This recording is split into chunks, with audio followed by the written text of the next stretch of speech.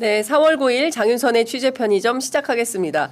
오늘은 뉴스 퀵배송보다 더 급하게 저희 취재 편의점을 찾아오신 분이 계셔서 인터뷰로 출발하도록 하겠습니다. 이재명 정부 초대 정무비서관을 맡으셨던 분입니다. 지금은 성남시장 예비 후보로 뛰고 계시는데요. 김병욱 전 의원님 스튜디오에 나오셨습니다. 어서 오십시오. 네, 반갑습니다. 네, 제가 그렇게 정무비서관 시절에 한 번만 나와주십사 이렇게 요청을 드려도 이게 쉽지가 않았는데 이제야 이제 파란 점퍼를 입으시고 오셨습니다. 그 당시에는 정말 죄송했고요. 네. 특히 우리 장윤선 기자님께서 지난 총선 때 그렇습니다. 저희 사무실까지 와주셨어요. 제가 기억하고 있어요. 네, 제가 현장 라이브의 네. 달인입니다. 네. 예, 제가 다 갑니다. 예. 그래서 마지막 힘을 실어주시려고 예. 제 사무실까지 오셔서 인터뷰도 한 20, 30분 해주시는데 그렇습니다. 제가 석패를 하고 말았죠. 그래서 많이 아쉬웠습니다. 장윤선 취재 편의점 꼭 출연하고 싶었는데 예. 아무래도 정무 라인의 목소리는 원보이스로 나가는 게 맞다는 생각이거든요. 예. 그래서 우상호 수석님이 필요할 때 나가는데 네. 또 제가 나가서 조금이라도 또 아하고 어다르면 또 삑사리가 나지 않습니까? 삑사리 방지용. 그래서 저는 안 나가는 게 예. 좋겠다 싶어서 자제를 많이 했죠. 그렇습니다. 이해를 해주세요. 예. 자, 저희 취재 편의점 그래도 그 스튜디오에서는 처음 출연이시기 때문에 네. 저 까만 카메라 보시고 저희 네. 애청자분들께 네. 뜨거운 연대 인사 한 말씀 부탁드리겠습니다. 네. 예. 제가 국회 시절에 장윤선 의원님을 뵀는데요. 의원님. 의원이 아니고 기자님. 근데 오마이뉴스. 예, 오마이뉴스. 예. 정말로 열정적으로 정열적으로 취재원을 끊임없이 괴롭히는 분입니다. 그래서 특종도 많이 하고 단독도 많이 하고 오늘끼리 좋은 관계였다가 불편한 관계였다가 그게 기자 정신이었던 것 같습니다. 그렇지만 가장 중요한 것은 사실 보도에 근거해서 그런 열정을 불태웠습니다. 이제는 독립적으로 장윤선의 취재 편의점, 요즘도 편의점이 잘 나가지 않습니까? 물가가 오르다 보니까 식당에 안 가고 편의점에 가서 물건을 많이 사 먹습니다. 이 고물가 시대에 우리 장윤선 취재 편의점이 좀 더 매출이 팍팍 오르는 그런 좋은 계기를 만들었으면 좋겠습니다. 저 김병욱도 응원합니다. 감사합니다. 네. 아유, 고맙습니다. 네. 자, 청와대 정무비서관으로 일하시다가 성남시장에 도전하고 계십니다. 네. 정무비서관으로 일하실 때 좀 어떠셨어요? 그리고 막상 후보로 지역에 와보니까 어떤 차이가 좀 있으신 것 같으십니까? 정무비서관은 말 그대로 참모잖아요. 네. 네, 참모고 또 제 위에는 수석님이 계시고 그러다 보니까 대통령을 잘 보좌하기 위해서 많은 회의 속에서 네네. 그 회의 결과물을 보고해서 네. 대통령한테 재가를 받고 그 재가 받은 것을 집행을 하는 이런 구조죠. 그래서 기본적으로 새벽형 인간이 어울립니다. 새벽형인가? 한 예. 아침에 5시 정도로 일어나서 예. 특히 저는 집이 분당이잖아요. 그렇죠. 네, 분당에서 조금 늦게 출발하면 1시간 반 걸리니까 좀 일찍 일어나서 네. 가야만이 한 4, 50분 안에 도달을 하는 거죠. 근데 일찍 일어나는 게 우리가 일주일에 한두 번 일찍 일어날 수는 있는데 네, 매일. 에브리데이 일찍 일어나는 거는 네. 그 보통 문제가 아니더라고요. 네. 그게 사실 가장 힘들고 또 전날에 또 우리 정무수석실은 언론인들과의 관계도 예, 중요하고 예. 또 여야 선후배 네. 이런 릴레이션십이 상당히 중요한데 예. 대한민국에서 소주 없이는 불가능하지 않습니까? 그런 예, 것들이 예. 되게 다음날 일찍 일어나야 된다는 강박감 때문에 네. 많이 자제할 수밖에 없죠. 그렇지만 뭐 이재명 정부의 초대 정부 비서관이라는 자부심은 정말 네. 대단한 거죠. 아마 네. 대한민국 어느 정부치고 이렇게 대통령께서 1년 다 돼 가는데 꾸준한 지지율을 우상향 곡선을 네. 보이는 대통령이 없었을 겁니다. 그 뿌듯한 자부심. 그래도 제가 이재명 대통령의 이런 고공행진에 일말이라도 기여를 하고 나왔구나. 네. 라는 뿌듯함. 예, 이런 부분을 갖고 살고 있고요. 참모시장은 뭐 참모로서기보다는 리더의 네. 성격이 강한 거죠. 네. 그래서 제가 국회의원 되기 전에 사회생활의 경험, 재선 국회의원으로서의 경험과 또 제가 잠시 국정기획위원도 있었습니다. 네네네. 국정기획위원으로서의 활동, 그다음에 청와대 정무비서관 이런 것을 다 묶어서 이제는 윗사람의 결정을 바라는 참모가 아니라 이것을 내가 먼저 결정해 나가는 구조를 어떻게 짤 것인가. 라는 이제 전환의 세계에 살고 있고요. 네네네. 또 제가 뭐 나름대로 직장생활을 참 많이 한 국회의원입니다. 네. 어느 국회의원보다도 직장생활과 개인 사업을 많이 했던 사람이라서 예. 이 행정체계 관료 의사전달 과정 이런 부분에 대해서 관심을 갖고 지켜봤기 때문에 성남시장 선거 때만 되면 김병욱 이름은 거론이 됩니다. 지난 10년간에 이번에 이재명의 성남 성공 시대를 뒤이어 정말로 제대로 된 지방 정부가 만들어졌을 때 그 이익과 성과가 어떻게 주민들에게 잘 전달될 수 있는지를 저 김병욱을 통해서 한번 보여드리고 싶습니다. 그 정무비서관 아무래도 그만두고 성남시장 도전해야겠습니다라고 대통령께 말씀드렸을 때 네. 이재명 대통령 뭐라고 조언하시던가요? 제가 처음 말씀드린 거는 네. 그게 아마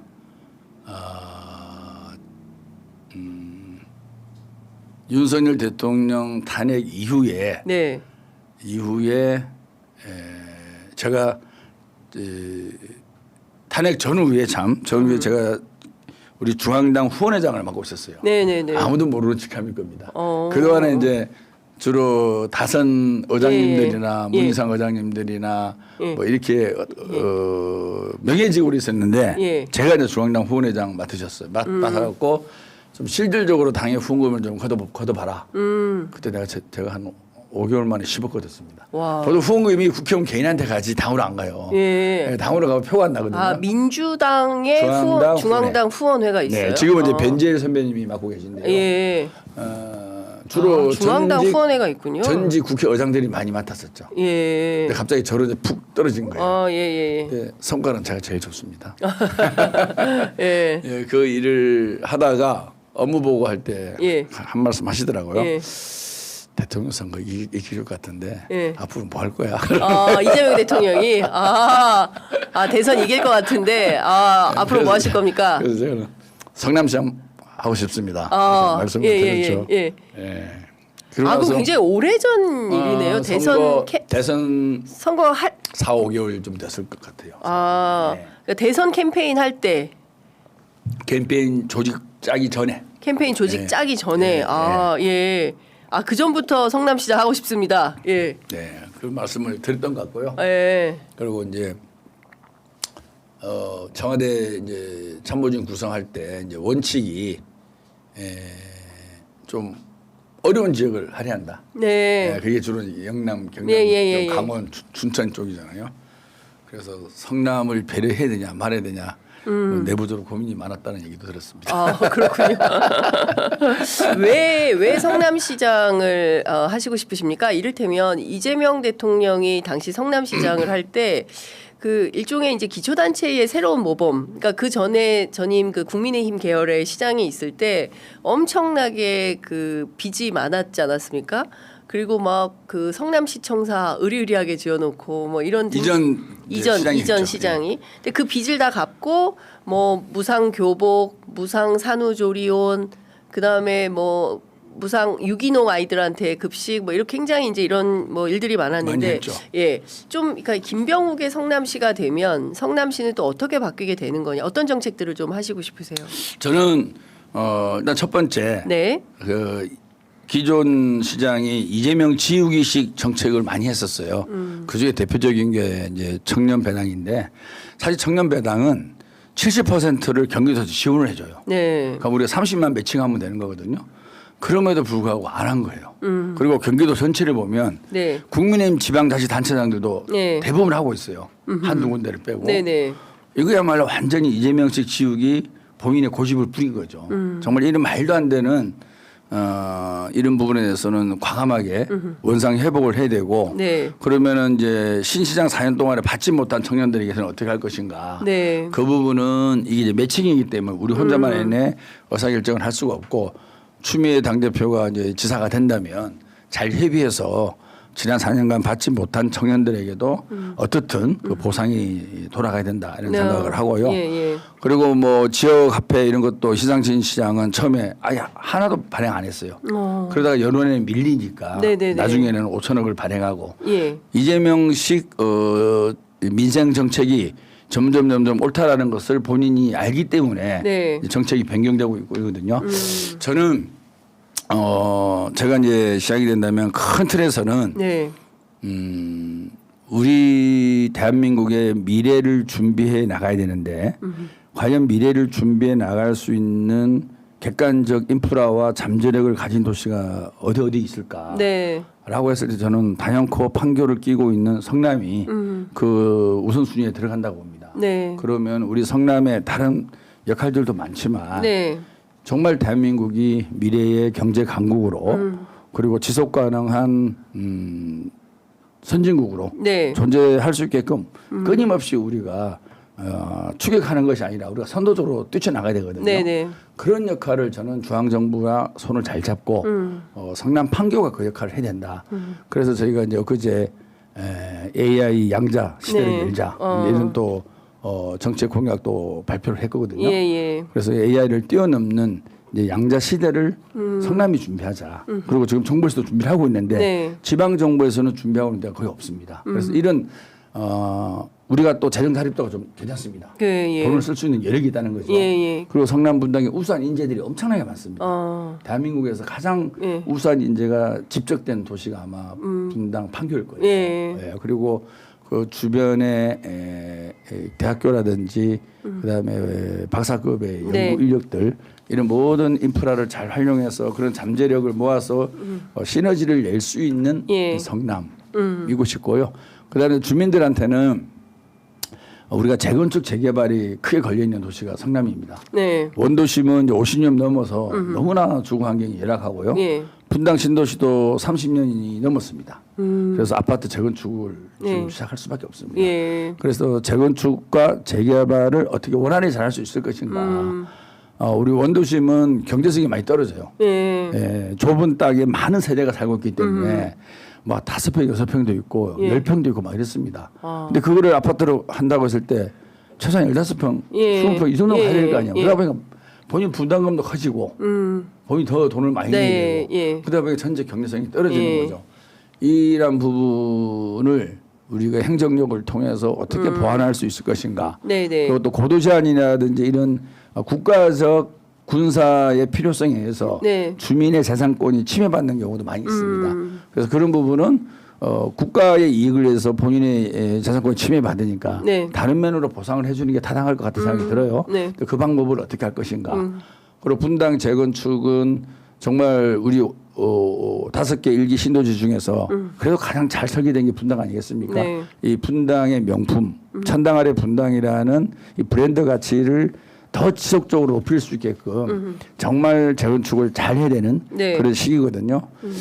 그래서 이 부분에 있어서 주민들의 의견을 잘 듣고 정말 제대로 된 백년 도시를 한번 만들어 보고 싶은 생각이 있고요. 또 이렇게 되면은 세대수가 늘어나다 보면 교통 수요가 또 엄청나게 커질 수밖에 없습니다. 지금도 분당이 우리는 인구가 별로 안 느는데 용인과 화성, 광주 이 도시의 성장 속도가 빠르다 보니까 모든 차들이 서울 갈 때 저희 분당을 지나갑니다. 그래서 엄청나게 힘들어요. 그래서 철도를 중심으로 한 교통 인프라가 대폭 확대되지 않으면 이 부분을 해결할 수가 없는 거죠. 기초단체인데 성남이 해야 되는 일이 굉장히 많이 있다라는 생각이 좀 드는데요. 저희 댓글창에 아빠 공감님이 청년 배당 부활 진짜로 하는 겁니까? 이제 이런 의견을 합니다. 여쭤보셨어요. 왜냐하면 이게 2016년 이재명 당시 성남시장이 전국 최초로 도입한 정책이었는데 신상진 시장이 폐지를 해버렸다 그러네요. 그래서 이거는 저희가 취임하자마자 바로 시행할 거거든요. 그리고 아까 말씀드린 대로 성남 재정이 그렇게 많이 안 들어갑니다. 7대3 소위 예산에 있어서 매칭이라는 게 있어요. 펀드라는 이거는 경기도가 70%를 대고 지방자치단체는 30%만 되면 되는 거예요. 얼마 많지 않네요. 그러니까 이게 고집부린 거죠. 이걸 왜 안 해줍니까? 좀 이해가 안 되는데. 부르세요. 신상진 시장님을 좀 모셔서 물어봐야 되겠네요. 그래서 저는 반드시 할 거고요. 그다음 그 기존 시장 4년 동안에 받지 못한 청년들의 상대적 박탈감도 많이 있어요. 그래서 그 부분도 이게 성남시가 100% 낸 것 같으면 우리가 할 수 있는데 매칭이라서 새로 선출되는 경기도지사랑 협의해서 소급이라는 게 별로 바람직스럽진 않지만 소급 적용을 할 수도 있다. 못 받으신 분에 예, 대해서 예, 예. 소급이라는 단어를 안 쓰고 네. 다른 방법을 통해서라도 예. 받지 못한 청년들에 대한 보답은 해야 되지 않을까라는 생각을 하고 있습니다. 그렇군요. 예, 연구해 보고 있습니다. 예. 경기도 31개 시군 가운데 이게 배당하고 조금 다른 개념인지 모르겠는데 청년 기본소득 받지 못하는 데가 성남하고 고양이라고 그러더라고요. 그렇죠. 두 군데. 둘 다 국민의힘입니다. 그런데 야. 지난 지방선거 때는 국민의힘이 기초단체를 많이 점했거든요. 예, 예, 다른 예. 데는 국민의힘이라도 다 해요. 근데 이 왜- 두 군데만. 그러니까 다른 국민의힘의 이제 시장 군수들은 다 주는데 예, 예. 유독 성남과 고양만 하지 않는 이유는 무엇입니까? 그 재정 자립도도 높은 성남시에서 그러니까 뭐 돈이 없어서 못 준다면 그야 도저히 어쩔 수 없죠. 이해를 할 수 없죠. 그리고 중앙 정부가 70%인데 예. 그 돈을 어디에 썼는지 한번 물어봐 주십시오. 그 돈을 어디다 쓴 걸로 확인하고 계십니까? 뭐 다 아마 현수막을 많이 달지 않았을까. 현수막 예산을 쓴다고요? 우리 성남 현수막 장난 아닙니다. 그 어느 정도입니까? 부정선거 모든 행정 성과를 현수막으로 하고 있습니다. 그러니까 6, 70년대 방식이죠.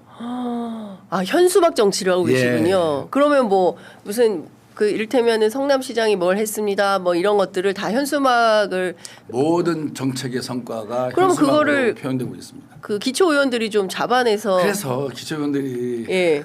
기초 의원들이 좀 소수다 보니까 결과적으로 민주당도 소수인가요? 그 당시는 윤석열 정권 이후에 치러진 지방 정부라서 예, 22년 선거에서 다수당이 국민의힘입니다. 전부 다 이게 참 걱정입니다. 그래서 그러니까 이번 지방 선거가 정말 중요합니다. 근데 견제와 균형이 좀 필요해 보이네요. 네, 왜냐하면 이제 한 당이 모든 거를 다 섞어 나면 이게 조금 이게 감시가 안 되지 않습니까? 근데 앞으로 4년은 견제와 균형보다는 예. 성과 있는 추진이 중요하지 않을까. 봐보세요. 예. 이번에 대통령 선거 임기 4년 남았잖아요. 이제. 예. 지방정부 임기도 4년입니다. 네, 맞습니다. 2030년. 예, 이렇게 딱 맞는 경우 드물 거예요. 예. 저는 이번 4년이 견제도 중요하고 균형도 중요하지만 무너져 내렸던 대한민국의 민주주의를 진짜 확고하게 세우고 예. 쿠데타로 인해서 무너져 내린 민주주의도 세우고 네. 그다음에 경제에 대해서 무지했거나 무관심했거나 네. 무책임했던 예. 지난 정권에 대해서 우리가 제대로 실체를 파악하면서 네. 이재명 정부를 중심으로 해서 정말 경제를 살릴 수 있는 네. 정부구나. 하나의 상징이 주가지수 아니겠습니까? 네. 아무도 예측하지 못했던 역사를 지금 쓰고 있는 거거든요. 다행히 또 지금 반도체 호황을 우리가 겪고 있으니까 네. 이런 것을 잘 활용해서 앞으로 남은 4년 우리 중앙정부가 지방정부가 협업을 한다 그러면 네. 지역균형 발전 그다음에 에너지 고속도로 신재생 에너지 뭐 등등등도 우리가 많은 과제들이 있는데 네. 획기적으로 한 단계 업 할 수 있는 네. 저는 시기가 이번 4년 아닌가. 이번 4년이 그렇게 중요하다라는 마음의 각오를 하고 네네. 이번 지방선거 나오신 분들의 예.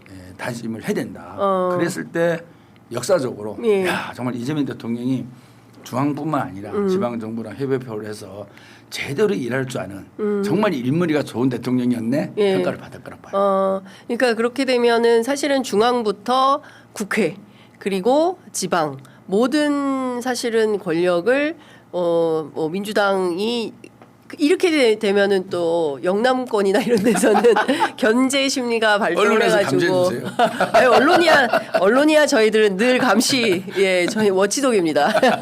그렇기 때문에 늘 감시를 하는데요. 이것도 좀 여쭤보도록 하겠습니다.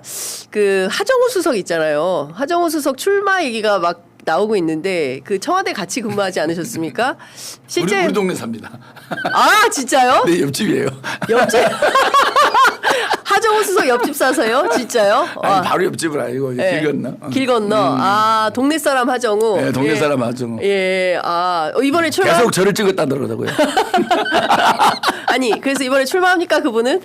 아 근데 예. 사실 하정우 수석이 정말 훌륭한 개발자고 그 AI 영역에서는 타의 추종을 불할 정도로 네. 우수한 인력이었고 뭐 금액은 얼마인지 모르겠지만 아주 고액 연봉을 받았을 거 아니에요. 예. 이제 그런 거를 뿌리치고 예. 대통령이 부름을 받아서 왔다라는 것은 네.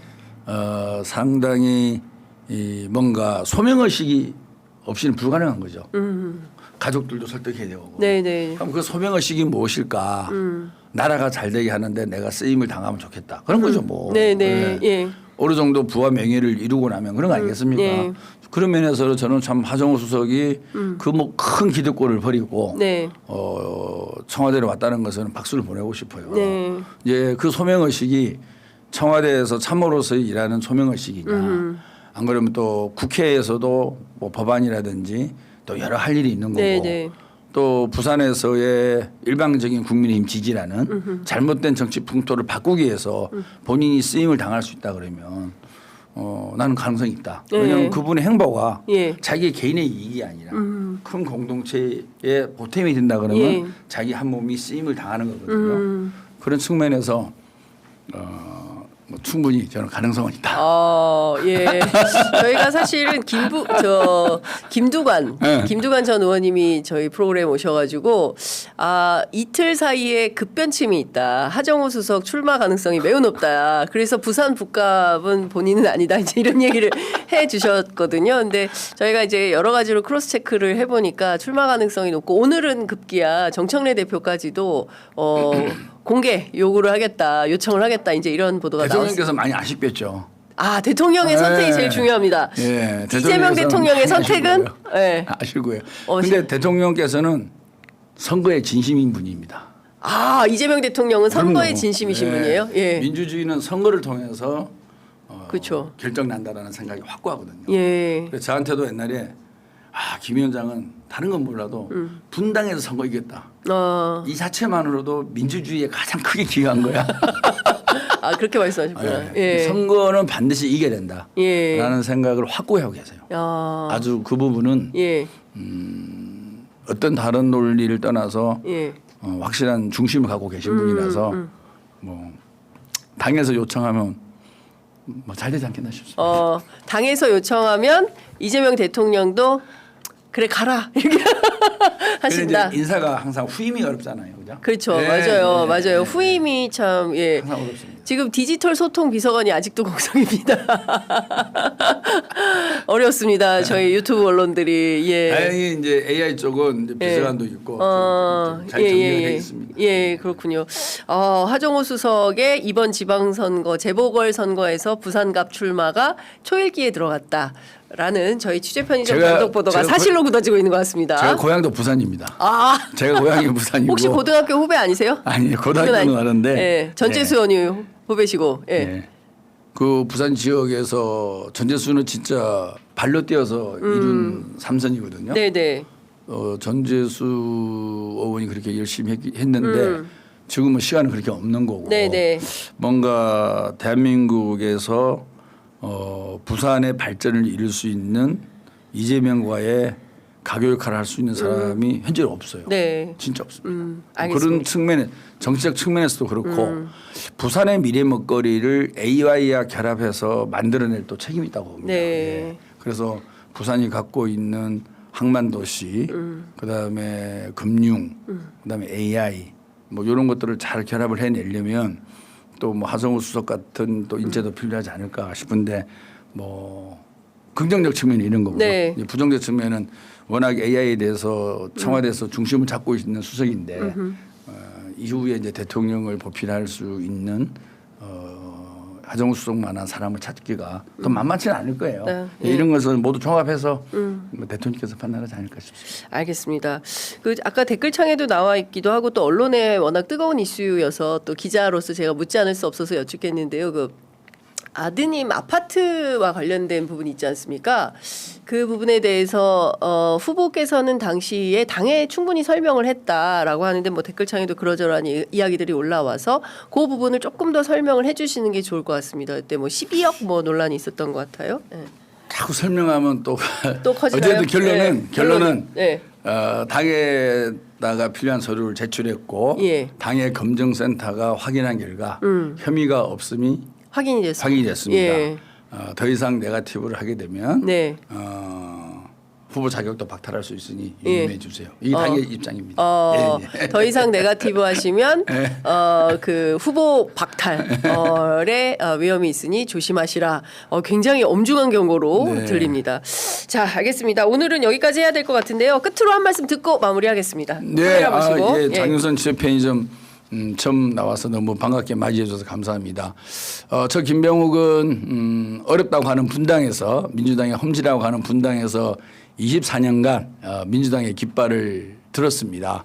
제가 민주당 명함을 내밀 때 침도 뱉고 명함을 찍고 빨갱이 아니냐 손짓도 하시고 참 많은 서론을 버티면서 드디어 재선 국회의원까지 됐습니다. 다시 한번 두 번씩이나 국가를 위해서 일할 수 있는 기회를 주신 우리 분당 주민들께 감사의 말씀을 드립니다. 그리고 나서 떨어졌죠. 네, 실업자였는데 또 이재명 대통령이 불러주셔서 국정기획위원과 청와대 비서관을 마치고 이제 성남시장에 도전합니다. 그냥 시장으로서 자리가 아니라 제대로 된 지방정부 한번 만들고 싶습니다. 이 우수한 우리 성남의 재정, 그다음에 인프라, 그다음 훌륭한 인맥 이런 것들을 총동원해서 우리의 잠재력을 최대한 끌어올리고 싶습니다. 그리고 지방정부는 중앙정부랑 협력 없이는 할 수 있는 일이 많지 않습니다. 지금이 기회입니다. 이재명 정부 남은 4년, 성남시장 남은 임기 4년을 오로지 시민의 삶의 질 향상을 위해서 그리고 성남이 글로벌 시티로 우뚝 설 수 있는 또 대한민국의 미래 먹거리를 가장 먼저 만들어낼 수 있는 그런 표준 도시로 만들겠습니다. 저 김병욱을 신부름꾼으로 많이 써주십시오. 멋진 역할 열심히 하겠습니다. 감사합니다. 네, 고맙습니다. 장성은님께서 김병욱 후보님 화이팅입니다. 이런 댓글 올려주시고 계십니다. 같은 분인 것 같은데 예. 성남시장 기대됩니다. 이런 글들도 올려주시고 계십니다. 자, 오늘 말씀은 여기까지 듣겠습니다. 고맙습니다.